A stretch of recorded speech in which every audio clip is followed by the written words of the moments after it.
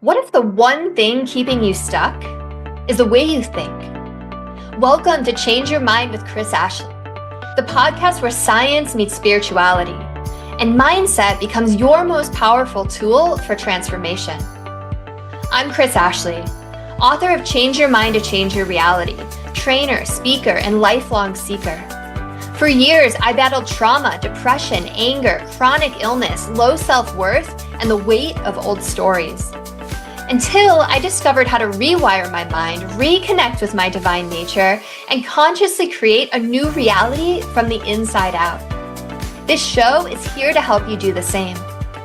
Each week, we explore the intersection of personal development, spirituality, and science, diving into topics like healing, emotional mastery, entrepreneurship, resilience, and the quantum nature of reality. You'll hear powerful stories, gain practical tools, and real conversations that will help you change your perspective, get unshakable confidence, and live the vision your soul has always known is possible. Whether you're navigating a major life shift, building your dream business, or seeking deep healing and alignment, you're in the right place. So if you're ready to break through, take back your power, and create a life on your terms, this is your moment. Let's break free from the patterns that hold us back, awaken to who we truly are, and rise. Your transformation starts now.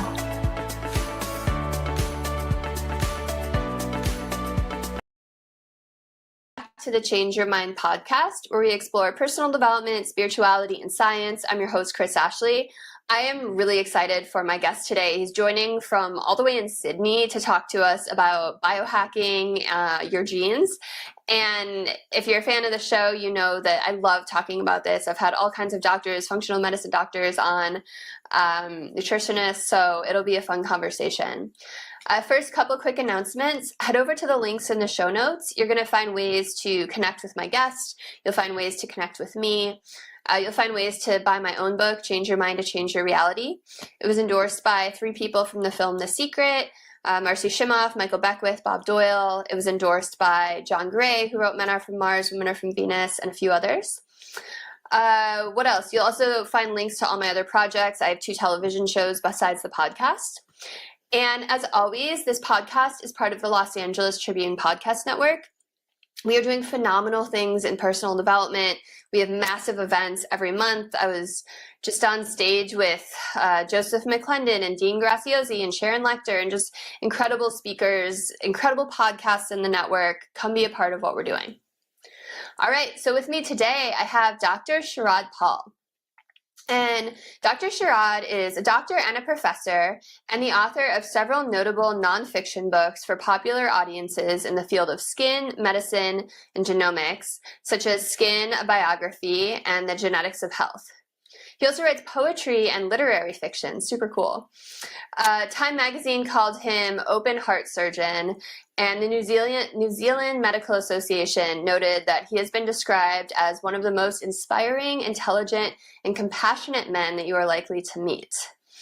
In 2015, at APAC, Asia Pacific's largest health conference, he received the Awatea, I don't know if I'm saying that correctly, I apologize if I'm not, International Excellence Award for leading health improvement on a global scale and for fostering patient-centered medicine. Amazing. Welcome, Dr. Sharad. I'm so happy you're here. Well, thank you so much for having me, Chris. It's a pleasure. Yeah, and thank you for joining at 5 a.m. your time. You're such a trooper and obviously dedicated to your mission. Definitely. So I always start my episodes off the same way, and that's by asking my guests, what is their origin story? So I want to focus kind of on the biohacking side of what you do. You have a great book that I didn't list called Biohack Your Genes. And what is it that put you on the path to want to write that book? Because there's a lot of doctors out there that aren't writing books like that. I think it's largely because, I've been in medicine. Next year, my practice will be 30 years, right, for a long time. And I think one of the things realized is medicine as an industry is about illness and procedures, right? It's rather episodic. But true health is only something you need to take personal responsibility for, right? So in my previous book, The Genetics of Health, which you mentioned, there's a line where I say, just like law doesn't always translate to justice, medicine isn't always health unless you take personal responsibility. Right. So I'm a bit different in my practice with my patients in the sense that I always generally try and make them take responsibility, talk to them a lot about things outside the treatment plan that they can do with their lifestyles and diets and things like that. And literally, the inspiration for this book really came from a patient of mine who said to me, "Look, forget all this. Just tell us what you do. You don't look like you've been in medicine for 30 years. You famously never lost a working day because of illness. So in all these years, except when we had a little lockdown period for COVID, and literally, um, so people were like, tell us what you do, right? And I literally try and practice what I preach. So what I was thinking about, the bigger picture is the main things which have actually shaped longevity. Everybody in biohacking again is following the same medical model of being interventional and medicinal in a way, if you see what I mean. But I think the bigger gains are in prevention, things like your diet and lifestyle. Because if you actually look at the last, say, 200 years, the biggest gains in longevity have been because of public health things like sanitation, clean water, childhood vaccines, things like that, right? Because most people, there was high mortality from children getting diseases or people drinking bad water or not having sanitation, being exposed to bacteria, things like that. Yes, of course, things like antibiotics and things like that have made a difference, but the biggest gains in longevity have not come from our actual treatment plans. They've come from what we've done with our lifestyles. And I think so. This book is largely about that kind of biohacking. Is, for example, what is the kind of diet which can reduce the risk of dementia? What can you do to improve, your, physical performance? Are there actually any supplements you can take which can literally help you live fitter and longer? So these are sort of things I cover in the book. And so you can take it from as small to as big. Like if you're at the first level, if you just read the book and get lifestyle and diet advice, that's great.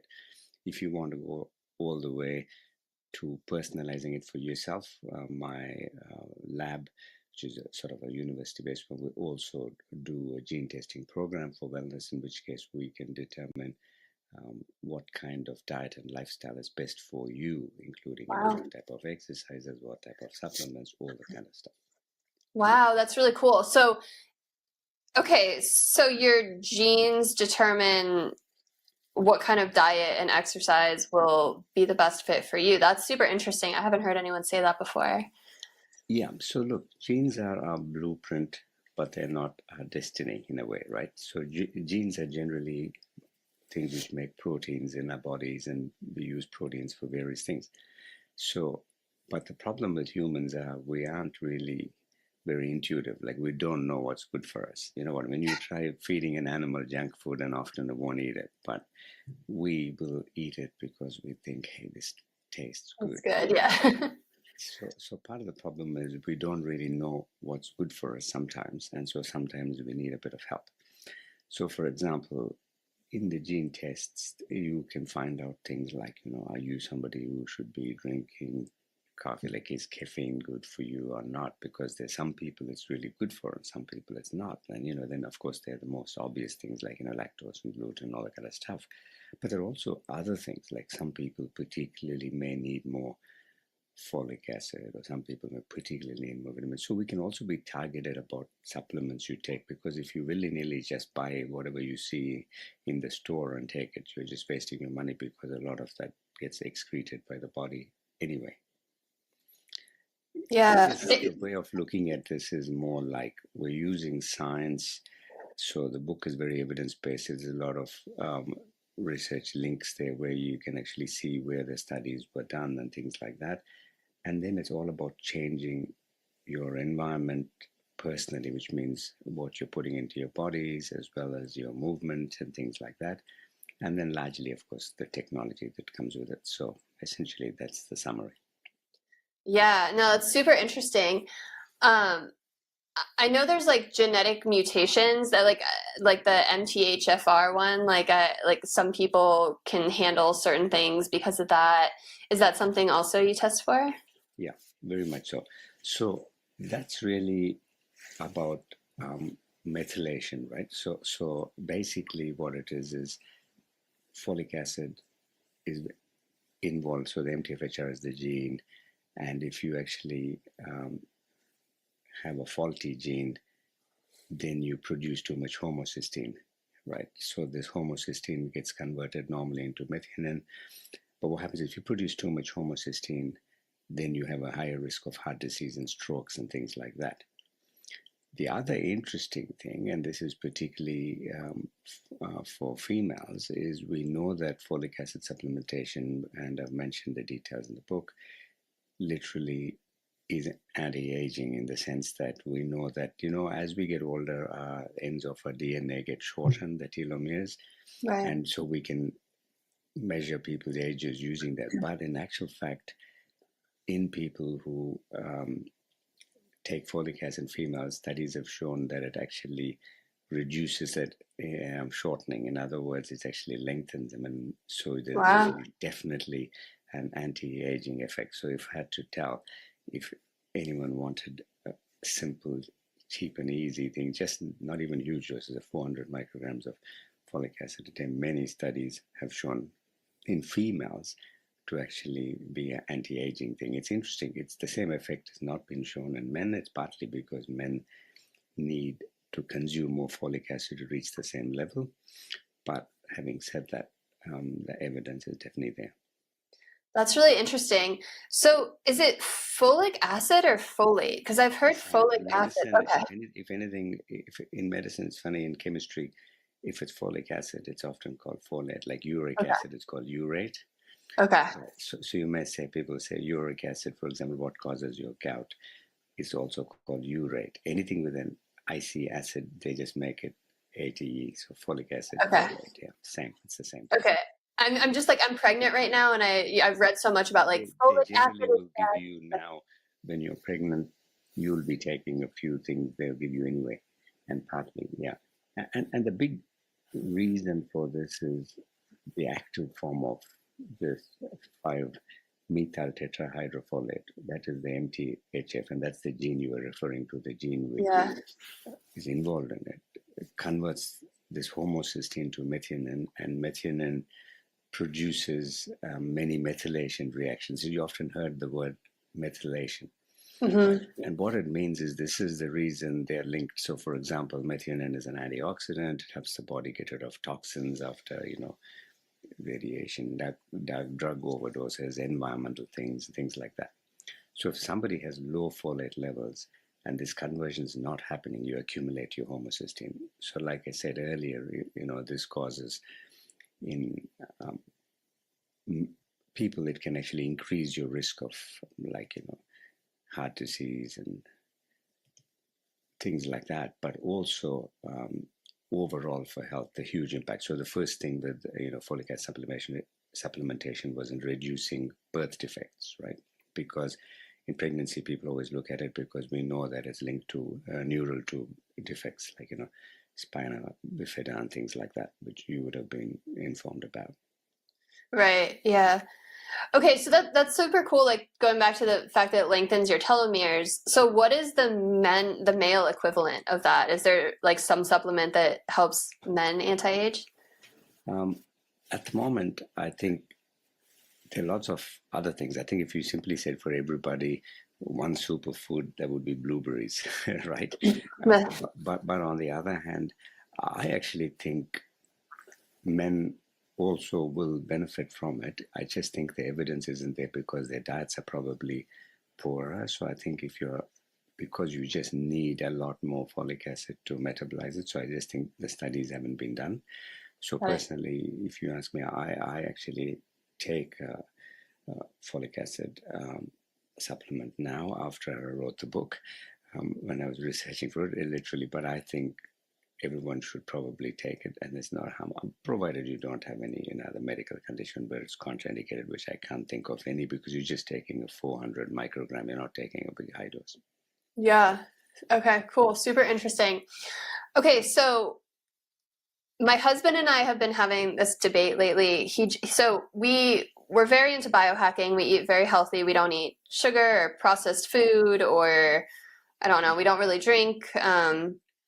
Everything's grass fed or wild caught, and vegetables and healthy fats. And we exercise every day. And my husband does weight training and cardio, and we walk every day. And he just went to the doctor, and his LDL was high. And so his doctor was like, you have to stop eating red meat. You have to stop eating like butter and other saturated fat. And I'm like, wait, I've heard so many things on the internet, and who knows if these are credible sources. That's why I'm asking you about how like cholesterol is actually a good thing and it's not really about the LDL. So I'd love for you to kind of like clear this up for us. Okay. So firstly, cholesterol is, of course, in the body for a reason. It's useful because it helps produce, nerve membranes and various things like that. Right? Of course, there are many forms of cholesterol, and it is to do with how your fat is transported to and from the liver, right, where it's metabolized. So you have the HDL, which is considered your good cholesterol, which is high density because it's sort of carried with a big lump of protein and a big blob of fat, so it's got higher weight. And then you have the LDL, which is the low density because it doesn't have a big blob of protein in it, right, encased in the fat. And then you have your triglycerides. I guess the key thing is the ratio of all these things, right, in your body. But for some people, and this is where the genetics come in, is some people fundamentally have an inherent problem where they may actually have more LDL in the bodies because of their gene type. And for those people, it's actually important to reduce saturated fat. This may not be for everybody, but for some people, it may not be genetic, and it could simply be that they've just consumed too much saturated fat. And in those people, you can make a bigger difference with what you do in your lifestyle and diet. But having said that, increasingly, if you're eating, when you said be cod, and this is excellent because cod is the highest source of vitamin D, right? And so fish is very good, like cod and salmon and all that kind of stuff. Of course, the problem with bigger fish outside, like tuna and things like that, increasingly they can be contaminated and things, so you want to get good sources. But otherwise, fish is very good. But there's actually not a lot of evidence that eating a lot of dairy as an adult or consuming red meat is actually good for health. Right. Okay. So especially in people who have a tendency to produce more, saturated fat. Because, for example, the same thing goes for butter. Like if you ask me what's the best fat, so fundamentally, you can have monounsaturated fat. So the fat can be either unsaturated or saturated, right? So saturated fats are like your butters and things like that, and your animal meats and things. And your unsaturated fats are like olive oil, which is monounsaturated, or polyunsaturated, it's like your sunflower oil and safflower oil and all those kind of stuff, right? So in actual fact, olive oil is probably the best fat you can have. It's more monounsaturated. So many studies show, other than the polyphenols and various things, it also has anti-inflammatory benefits. Like you can't probably understate the benefits of olive oil. So I would say, if anything, change it for somebody like your husband who has a high saturated fat or high LDL. The biggest things you can do from a lifestyle point of view is move to something like olive oil for everything, where you would use butter, right? And I think, look, red meat's interesting. In the book, like I was saying in the first chapter, there's a thing called the MIND diet. And this is a diet which is shown to reduce Alzheimer's by up to 50%. And where I'm going with this, why I'm linking it to your stories, because the MIND diet came from another diet called the DASH diet. So MIND stands for Mediterranean Intervention for Neurodegenerative Delay. It sounds very big, but it essentially shows you eat these foods, you reduce your risk of Alzheimer's more than any other medication can do at the moment. And then if you go to the DASH diet was a diet to stop hypertension. So people were basically um, reducing the blood pressure by following these diets. And what they found in it is a few things. Um, I can take you. The first one is I've just done an ABCDE kind of a mnemonic in the book, so I'll take you through it briefly. So A is really, I would say, avoid these foods, and literally it's red meats. And I would say if you are having red meat, like I say in the book, look, I tend to be a realist in the sense you don't want to make life not enjoyable. So for me, I feel that's why I'm not of the view of biohackers where everyone's using a lot of medications now, with all this Ozempics and the GLP-1s. I think there's a need for it, but I don't believe, like I was at a biohacking summit and some doctors feel everyone should be on it and that kind of stuff. I think that's rubbish because you lose your sense of taste. In life is about living, enjoying, meeting people, having a bit of fun, right? So if you really love your steak, then I think what you need to do is you can have a 1 day a week kind of a thing. Like you have to, or 1 day a fortnight, you really need to limit. So in avoiding the foods I mentioned, particularly red meats, because there's no evidence anywhere that it's particularly good for us on a daily basis or on a regular basis. Any junk food or fast food is particularly bad because they have trans fats, which are even the worst form of saturated fat. Yeah. And B is actually what is really good for you is berries, and in which you cannot say, like I said, blueberries, you cannot understate the importance both for mental health and for health. And that's including children and adults. They've done studies before exams, performance improves, memory improves, all sorts of things. So B is all your berries, particularly blueberries. And there's actually a difference between blueberries and strawberries now things because blueberries actually have, because they have skin, they actually are less exposed to, like strawberries pick up contaminants more easily because they don't have that. So blueberries particularly good for you.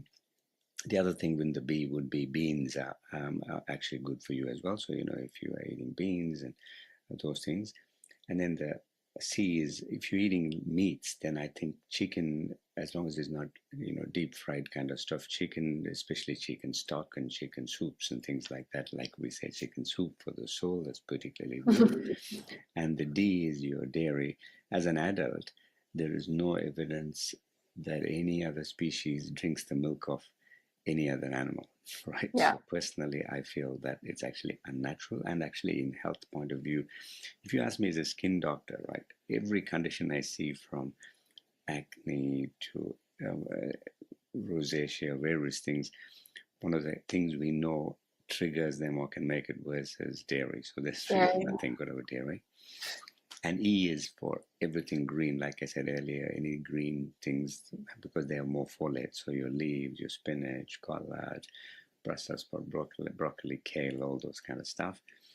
And F is, of course, fish. Like I said, fish is particularly good. The best fish for you is your oily fish, which is what you're talking about, your salmon and cod and things, because particularly they have high vitamin D levels.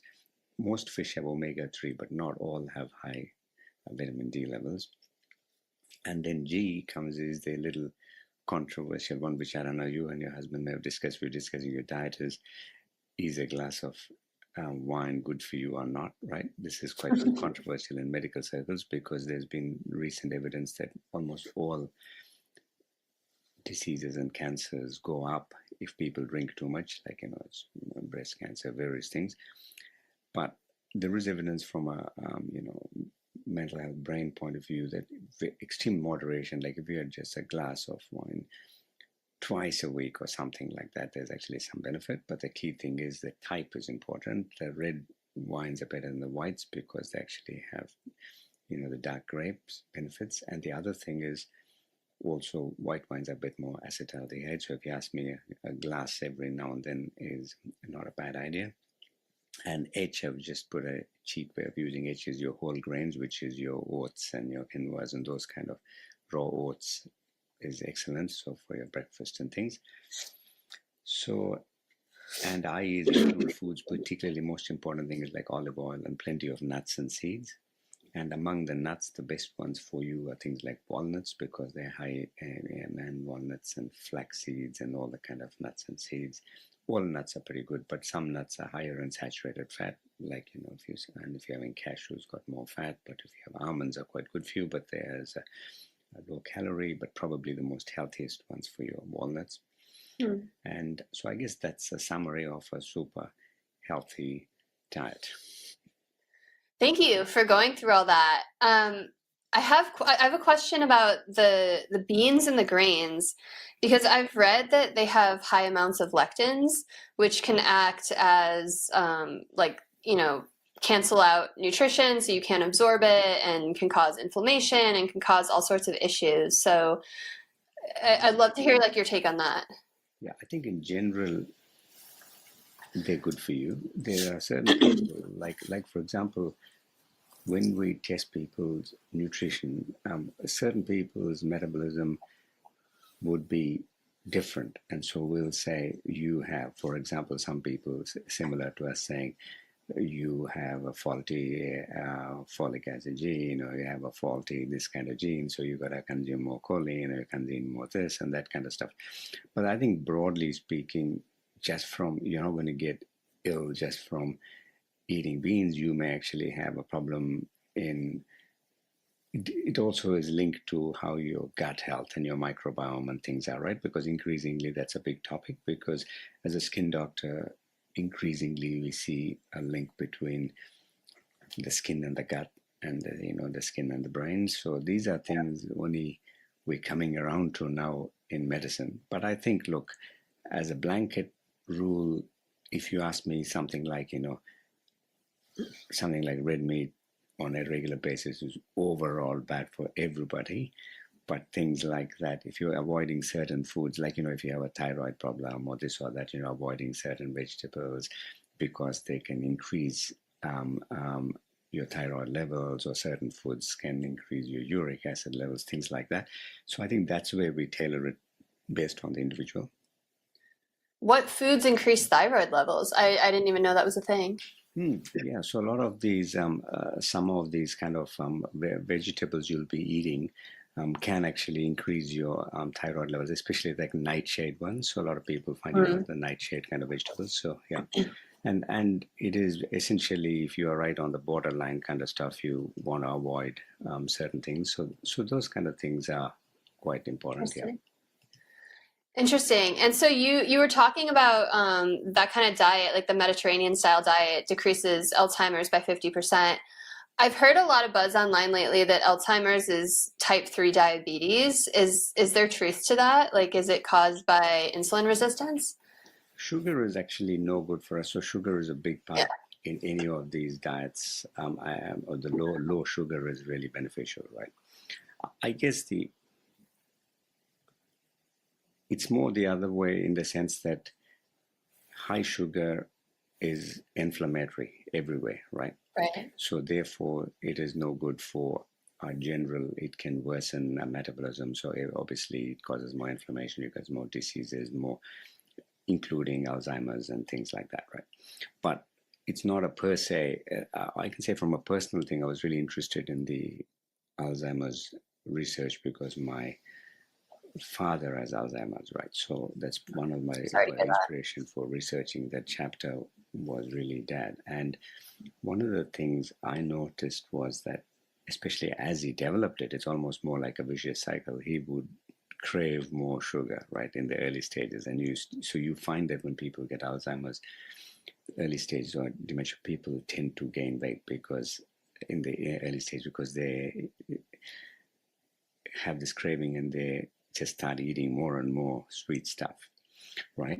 And it's really interesting. They didn't used to before. And I think there is no doubt that there's plenty of evidence. So you're partly right in the sense that, absolutely right. I think sugar plays a big part in dementia, Alzheimer's. But I think the issue is it's not a single issue. Look, there are many other things also cause it. Obviously, there's a genetic tendency to get it. So everything in life is nature and nurture, right? So there's a bit of what you inherit, your genes, and then your lifestyle. And the lifestyle modification can cause your genes to produce different kind of protein. So you can actually modify your genes, and that's what we call biohacking, right? It's epigenetics too, right? That's it, absolutely, epigenetic, that's it. And so really biohacking is just because we're in a world of tech now and everybody likes words like hacking and everything else, right? That's how it came about, right? So I tend to be more at the evidence-based, how can we do most things through a lifestyle kind of biohacking with few supplements. You know, the people who take it to the extreme, you would have seen like shows there with people trying to, I've seen longevity clinics where everybody giving people, you know, rapamycin and those kind of things.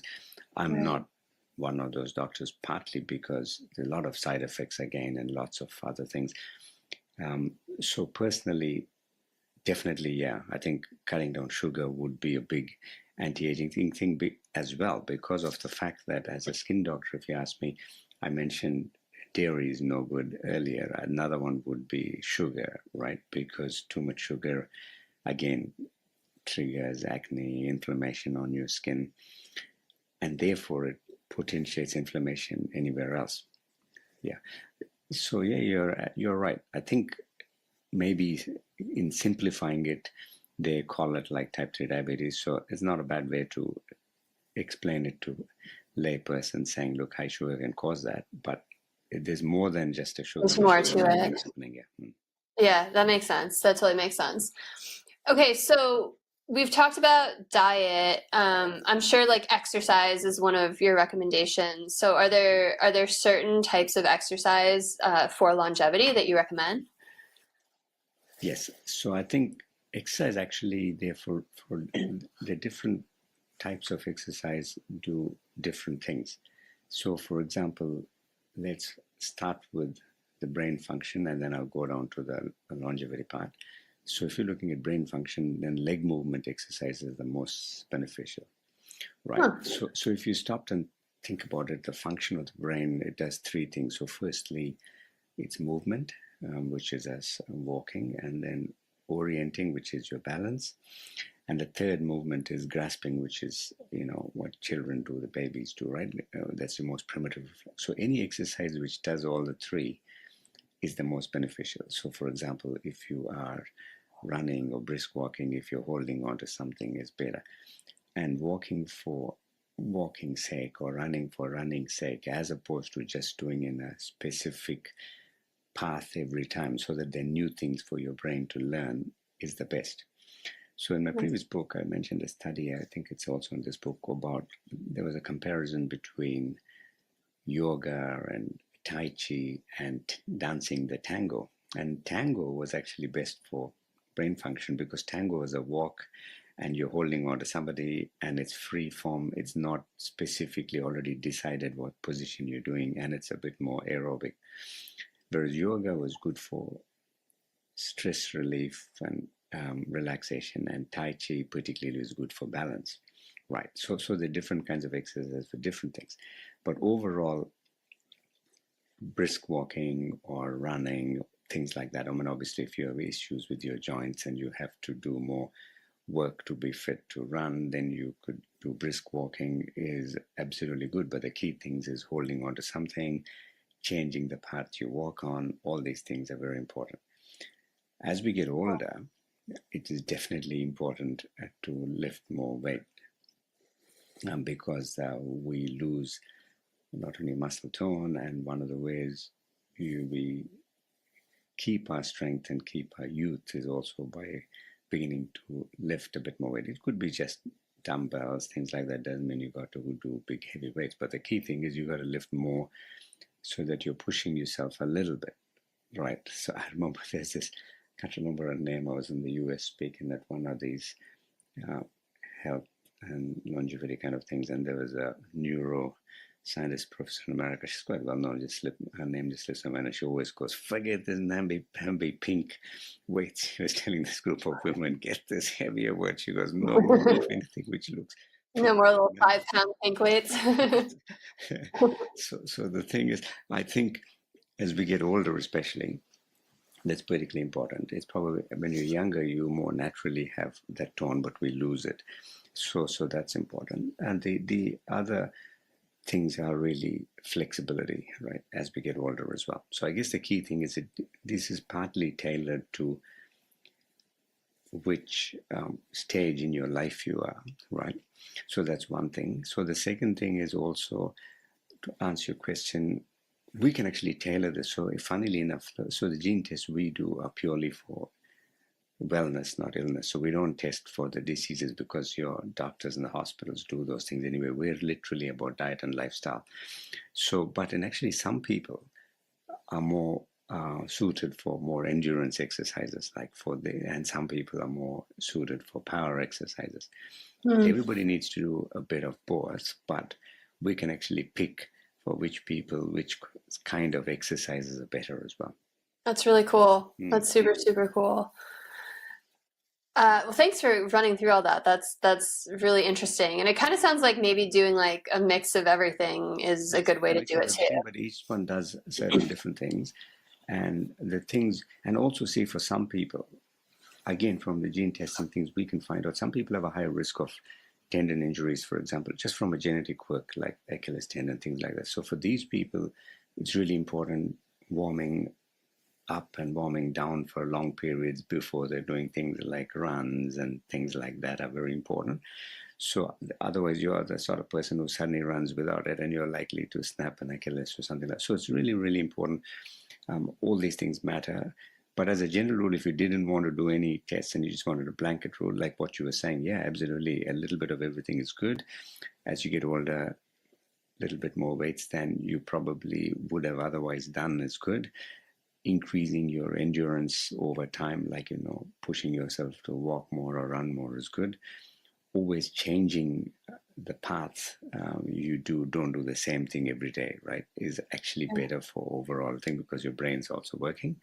It was like a funny thing. I write a blog, and if you just put my name, drsharadpaul.com, there comes up to a blog site as well. And there was a thing where I was pointing out that how when they studied London taxi drivers, they actually had a lower risk of dementia because in London they're not allowed to just use the Uber map. They just need to know the roads like inside out, like 22,000 roads. It's an interesting thing in London. There's a thing called the London knowledge, and it's very traditional in the way British are. So the taxi drivers have to memorize every little street, and you've got to pass this test before you're allowed to become one of those black London cab drivers. And so literally, if you're in London and you literally give them your postcode, it's so crazy how accurate they are. You don't even need to say, you can say, I'm going to like a W1X, and then the car goes there. Or you tell them the street and they'll know it. They don't use the maps at all, right? Wow. So therefore, their brains, they found in the area which is in the hippocampus and memory and areas which reduce your dementia is actually well developed. So I wrote a blog saying, driving a London taxi may be better for your brain than driving an Uber. But it's funny, but that literally explains this, because the more you use your brain, so when you're walking or running, getting out on the road, changing what you're doing, don't do the same thing that you know.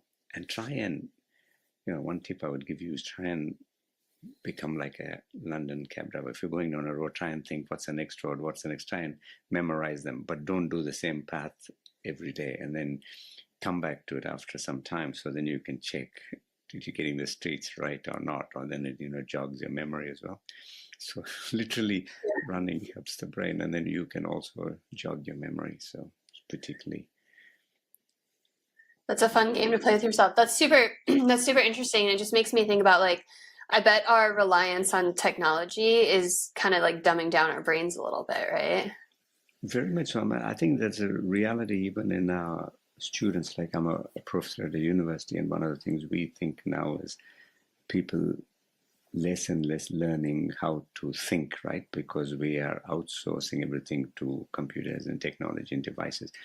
And I guess in some ways, the conversation we're having today is about investing in your own health and thereby achieving longevity. So my thing is more about optimizing performance.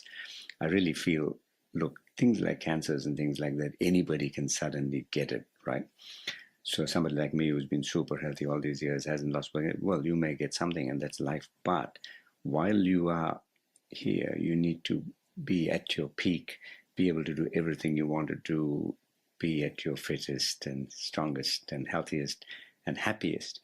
I think so. That's what my focus is health span rather than lifespan.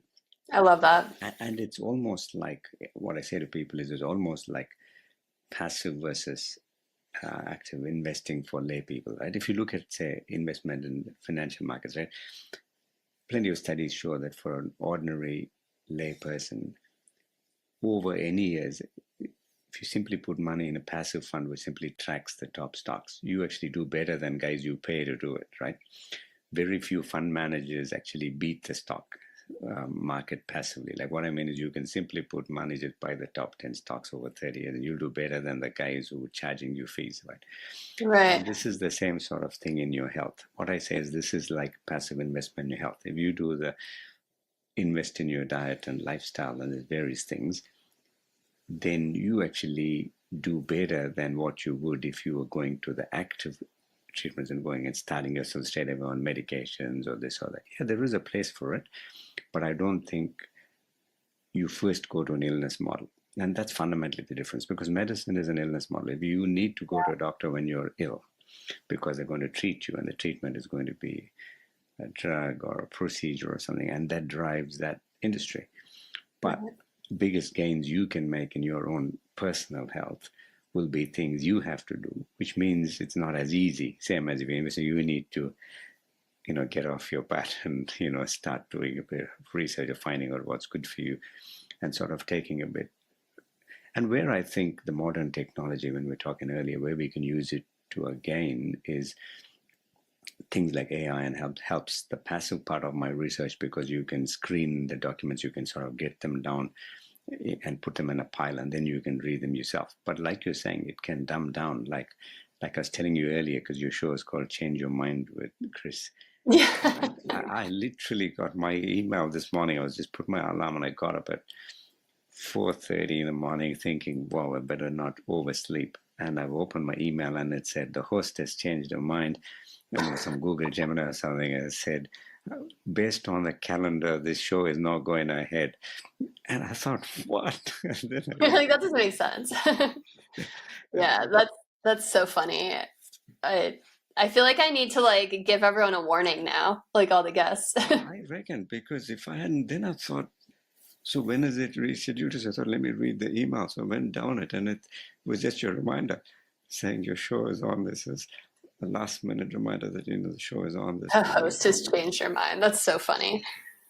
That's ridiculous. I'm impressed. Kudos to you for being up at 4:30 and having the wherewithal to scroll through the whole email and read it. I'll send you a screenshot of it. It's hilarious. I couldn't believe it. Just anyway. Yeah, I'm glad you told me. Okay, so we kind of talked about supplements. We talked about diet and exercise. Are there any other kind of big things that people can do lifestyle-wise? I think the biggest thing you can do is also for your mental health, the power of positivity. Yeah, I love that. I'm just going to give you a little mnemonic for that as well, which will, a little thing to remember it by. But see, fundamentally, if you stop and think about it, it's natural for, as humans, as we evolve, to try and, be healthy because, obviously you're supporting your families, various things. It's normal for us to try and move because we needed to move to do things. But it isn't inherently natural from a biology point of view for you to be happy. You know what I mean? Because happiness is a learned thing. It's a choice. Yeah, it's a choice. Yeah, what I'm trying to get at is inherently, why would biology create an animal specifically to be happy, right? Because that doesn't matter, right? So if you think about it, but where I found this really interesting as a skin doctor is when we study skin biopsies, for example, we know that people who are positive, their wounds heal significantly faster, like something like 30% faster, something like than people who are negative, right? It's crazy. Like you think these were studies done on skin biopsies where somebody's taken a little sample of skin for something, and you wouldn't think in such a small thing it should make any difference, but it does. So, really cool. For every disease, be it cancers or be it illnesses, we know that being positive, your outcomes are better than if you are fundamentally pessimistic. So the power of optimism is actually huge. And I think so. I put a mnemonic in the book, which is vigor, and I'll take it to it. So the V is, how can you be happy, or how can you train yourself? And this is because, again, it's not natural.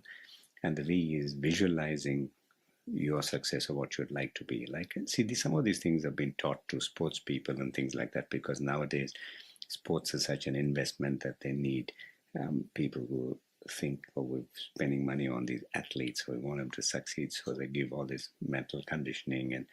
And so the first thing is, visualizing success for you, visualizing what you want to do, visualizing what your life, your ideal life. And the second thing is being intentional. The I is, so it is being intentional about something. So for example, you can keep a journal or keep a diary or write down things. And studies have shown that if you write down, think, and read something, it's more likely to actually happen than if you simply thought it, right? And also being intentional about your relationship with people, in the sense that, so if you're saying to somebody, thanking them for something or whatever, think about why you are doing it. Like, don't just say simply a generic thank you. Make it more personal. Like if you're going to some restaurant, say, thank you for specifically making my thing without milk or water. You know what I mean? Like, and I think those kind of things makes your mind actually be more empathetic, thinking of the other person. And Love that. the G is the power of gratitude. So what I think is, however bad you think your life is or good you think of it, there's something you can always be grateful for. Something small, you can always find something small every day, like, that you can say, oh, today, look, I feel, even if you're not feeling well, there's something you'd be positive for. Like, you might say, compared to some other people in the world, you read something in the news, be grateful for that, right? And the O is your optimism orbit. So it's really important to surround yourself more with people who make you feel better than people who drag you down. And this can be, even within friends or family or various things. So what I mean is, I'm not saying exclude those people from your lives if they're family, but what I'm saying is, this is how you train yourself to be happy. So this is an intentional thing you're doing. So always your optimism orbit. Make sure you are with people who make you feel good and positive and boost you up, not people who will constantly drag you down, right? And the U is the power of understanding. So for example, if you are anxious and you're somebody who gets stressed because of exams or something like that, understanding that everybody who's sitting in exam is probably going through the same thing. So thinking of the cause behind it, understanding the root cause of it. So for example, if you thought, oh no, today I got up and my knee is hurting, and rather than that getting you down, you try and understand the cause, and you say, actually, it's probably right, because yesterday I ran 10K, so I overdid it a bit. So yes, so that's a consequence. You see what I mean? Just that way of mind shift on it helps a lot. So I actually do that all the time personally. I take very little things for little niggles or something. I don't like taking medications, even though I'm a doctor. Literally, you have to be ill to do it, right? Because why would you do it for small things, like particularly like little painkillers or this or that? I always try and just understand the cause behind it. I'm like, yeah, okay, this caused it, so therefore I need to rest this a bit, or need to do more stretches. Right, and just because you're in a little bit of pain doesn't mean you need a painkiller, right? Exactly. Yeah. And then because people are too easy to, one of the things I find as a doctor is when people come, because they're in a consultation and they're paying for things, people always expect to go away with something which is a medication as opposed to lifestyle advice, right?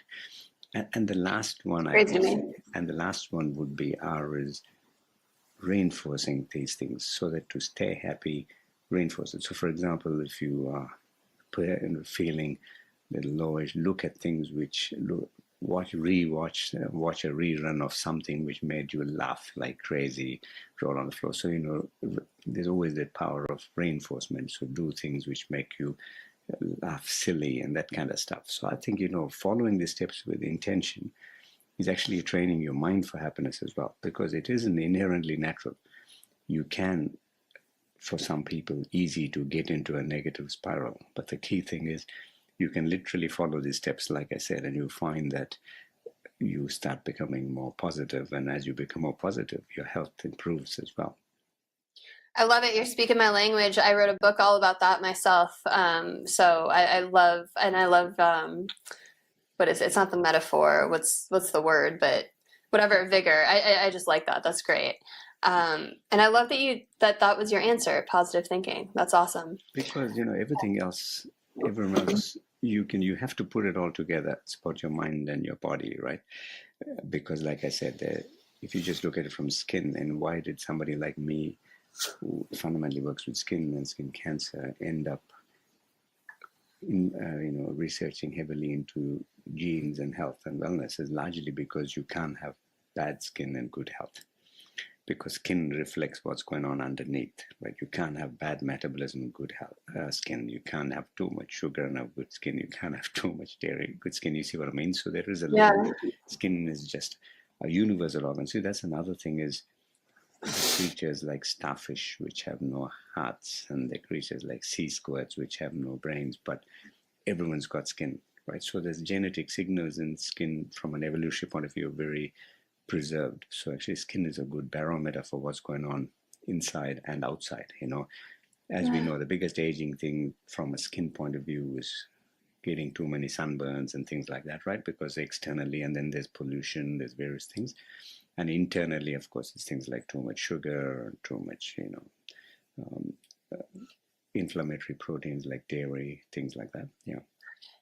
So it's interesting. So I had eczema like my whole life, and I finally realized it was triggered by gluten.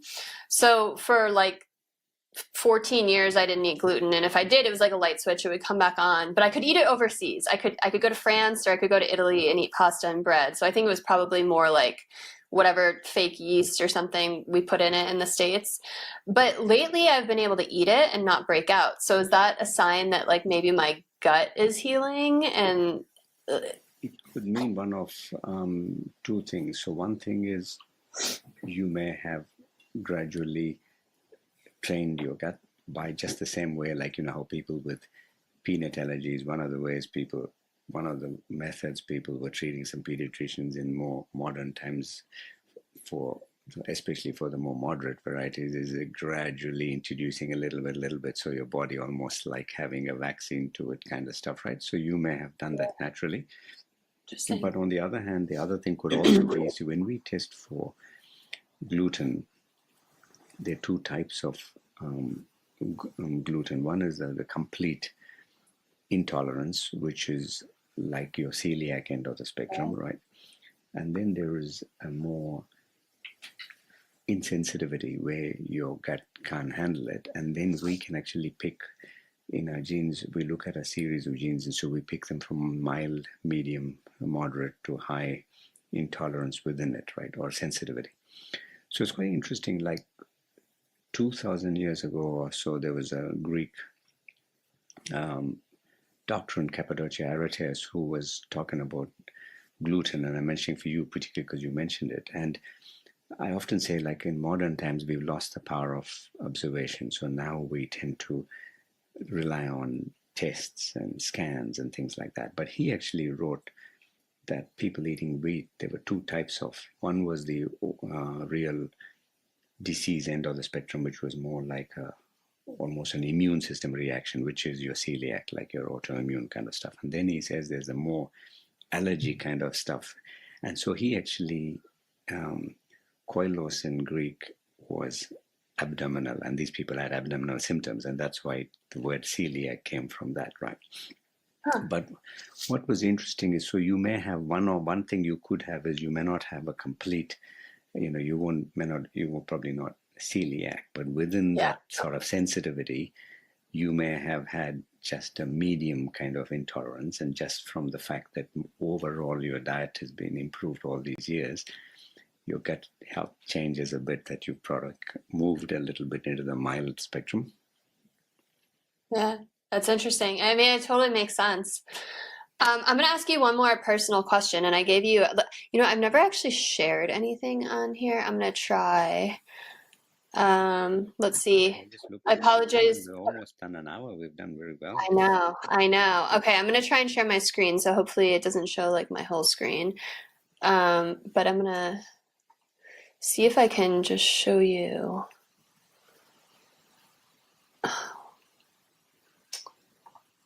Oh, here we go. Okay, so this is my son's leg. Can you see it? It has looked like this for 6 or 7 months. I sent this to the pediatrician and he was like, it's dry skin, put coconut oil on. We did that for months, it did nothing. I tried tallow, it did nothing. Any idea as a skin doctor?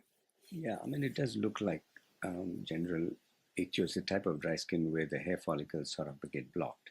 One of the things we actually find which helps, obviously, if you're using things like oils like that, you actually ideally do it before you get in water and things like that, right? Like before you bath and things like that. But one of the things we find particularly is urea-based creams, which you can just buy in your normal supermarkets and things. Sometimes you have like 10% urea-based creams because it unblocks the pores. So it actually, you find that for this kind of condition, it actually improves a lot more than other ones. So you'll be able to buy just ordinary like moisturizers containing 10% urea, and it might help.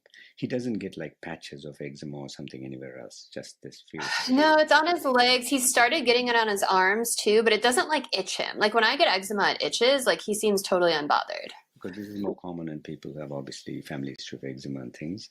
It is related to dryness of skin. But the key thing in any dryness of skin, the key things you can do is avoiding soap. So using, pH neutral cleansers, which shows the soap is alkaline, it's not good for skin.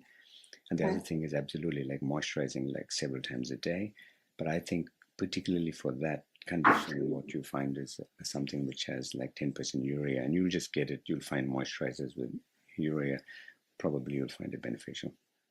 Okay, thank you so much. We're so weird about, well, speaking of biohacking, like we don't use any chemicals in our house. Everything's all natural. We don't use any chemicals in our products. So like, I haven't wanted to go get like that's why we're using coconut oil and tallow, but it's obviously not working. So the only problem with the oils is sometimes they can actually block your pores, right? Just because it can be a bit comedogenic, right? And so might be making it worse. My advice normally is, when does your skin really dry out? When you get into water, paradoxically, because water washes off the natural oils, right?